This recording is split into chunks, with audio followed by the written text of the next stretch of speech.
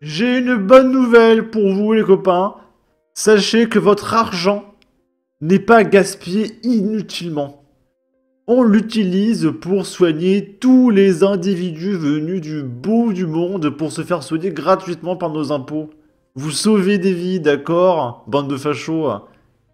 Garen Schno... Ouais, de chez Frontières, qui a un nom de famille à 14 consonnes, qui nous dit c'est à se taper la tête contre les murs.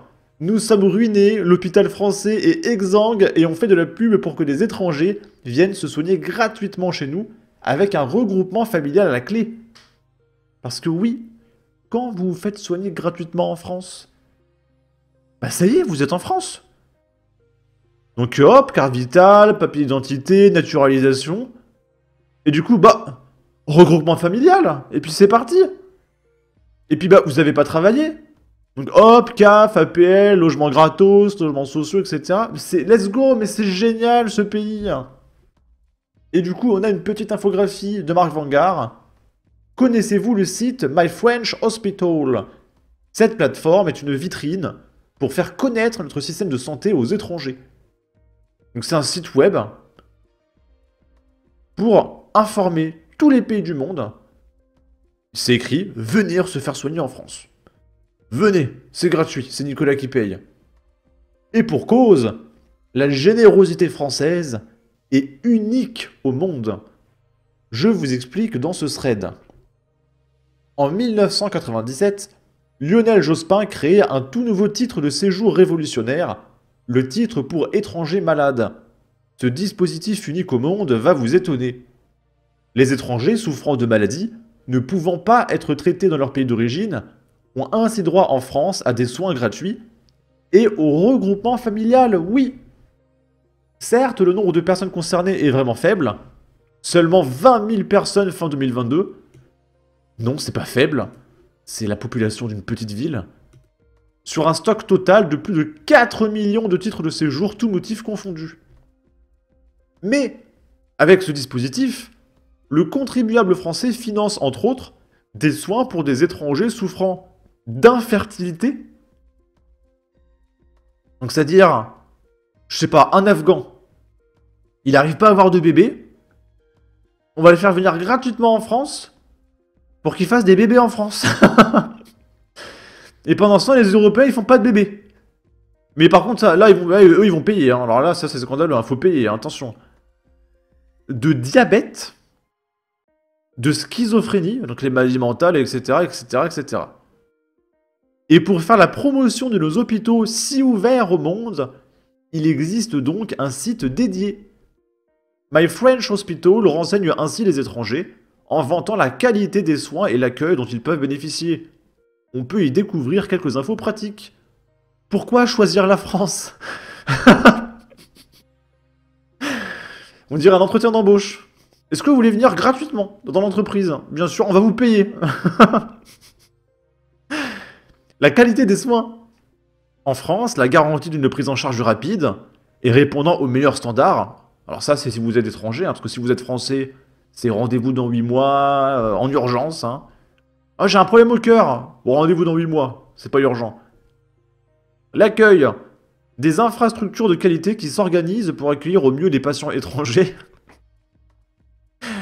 Et est-ce que ce serait possible d'avoir des infrastructures de qualité qui s'organisent pour accueillir au mieux les patients français? Parce que, par exemple, là, en ce moment, en 2025, la moyenne d'attente aux urgences est de 5 heures. Mais bizarrement, pour les étrangers, c'est quand même beaucoup plus rapide. Ouais,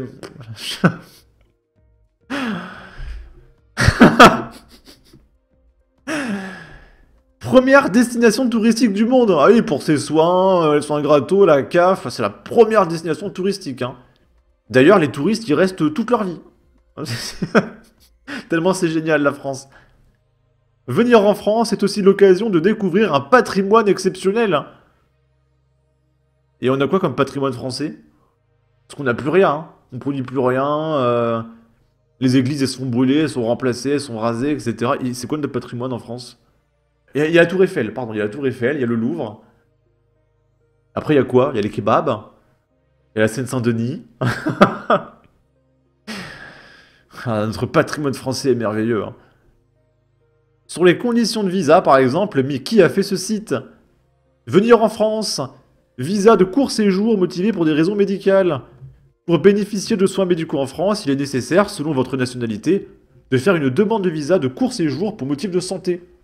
Quelles personnes sont concernées? Le visa n'est même pas nécessaire pour les citoyens des pays de l'Union européenne. L'Union européenne a également aboli l'obligation de visa pour les ressortissants de certains pays, par exemple les États-Unis et les Émirats arabes unis, à condition que là où les visites n'excèdent pas 90 jours dans une période de 180 jours. Après, si vous débordez, au QTF, du coup, titrefrançais.fr, hop, papier français, ça va aller très vite, hein, vous inquiétez pas. My French Hospital a été mis en ligne par la French Healthcare Association, et financé par nous. Qu'est-ce que c'est? Un consortium de différents acteurs de la santé, impulsé par les pouvoirs publics, qui rassemble différents acteurs de la santé, à la fois publics et privés. Ce n'est donc pas une initiative publique à proprement parler, je tenais à le préciser, car certains auraient à juste titre posé la question. Dans tous les cas, le dispositif étranger malade et sa promotion discrète via le site My French Hospital illustrent une nouvelle fois la générosité de notre politique migratoire. Même les ressortissants de pays riches demandent à se faire soigner chez nous. Et moi je connais quelqu'un qui vit aux États-Unis et qui est rentré en France pour se soigner gratuitement, parce qu'aux États-Unis c'est super cher.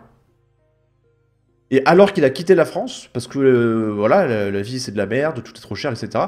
Mais pour se faire soigner, hop, un petit voyage en avion, il s'est soigné gratos et puis il revient. Voilà, parce que c'était trop cher aux États-Unis. En 2022, on a compté environ 30 ressortissants japonais, américains et canadiens et britanniques qui demandaient à être soignés gratuitement en France. Et pour illustrer les étrangers qui viennent se faire soigner gratuitement, on te montre une petite vieille dame européenne, bien maquillée, ouais. Encore une fois, on reste sur de tout petits nombres, et le site French Hospital est plutôt discret. Je ne prétends pas révéler un scandale, mais simplement illustrer la générosité de notre système. Si ce film vous a intéressé, abonnez-vous, etc., etc. Là, on a une manifestation de gauchistes étudiants et salariés du secteur de la culture qui se plaignent devant le théâtre de l'Odéon à Paris parce qu'il y a des coupes budgétaires. Parce que la ville, elle n'arrive plus à payer gratuitement tout le monde et à subventionner tout le monde. Parce que vu que plus personne ne travaille, où est l'argent? Il n'y a plus d'argent, on ne peut plus vous payer gratuitement, rien faire. Et du coup, ils se plaignent.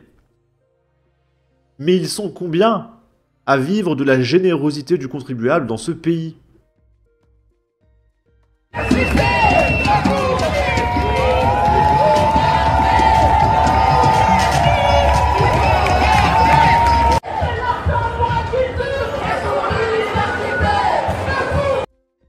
Il n'y a que des blancs. Hein. Je regarde, il n'y a que des petits blancs qui sont là pour demander leur subvention parce que ce sont des artistes, des humoristes, des acteurs, etc. Là, c'est quoi la pancarte? Continuité de revenus pour les artistes et auteurs. Bah, travailler. En fait, si vous faites un métier, c'est pour gagner de l'argent, pas pour être subventionné, bordel! En plus, aujourd'hui, avec tous les réseaux sociaux, bah, si tu es humoriste, tu lances une chaîne YouTube, en fait. Ça n'a aucun sens. Il y a plein d'humoristes qui tournent en spectacle, qui sont sur scène, et qui en même temps, lorsqu'ils discutent un petit peu avec le public, bah, ils partagent ces séquences sur YouTube, parce que le but c'est pas de partager tout le spectacle, sinon il n'y a aucun intérêt à faire le spectacle, mais quand ils s'adressent au public et qu'il y a des échanges, hop, ils publient sur YouTube, comme Franjo ou Naïm, et ils font 100 000, 200 000, 300 000 vues, et ils gagnent très bien leur vie comme ça, sans avoir besoin de demander des subventions en fait.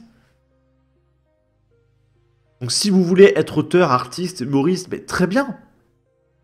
Mais faites en sorte de gagner votre vie en fait. Vous pouvez pas être subventionné toute votre vie. Et j'ai une question. Les artistes là qui se gavent de subventions, est-ce qu'ils ont des trimestres de retraite? Est-ce que ça compte comme des trimestres les subventions? C'est insupportable ça aussi. Ça dégoûte complètement. Sur ce, n'hésitez pas à donner votre avis, votre opinion, à partager, liker, commenter, ça aidera au référencement de la vidéo sur YouTube. Abonnez-vous, suivez-moi sur Twitter, prenez soin de vous, salut!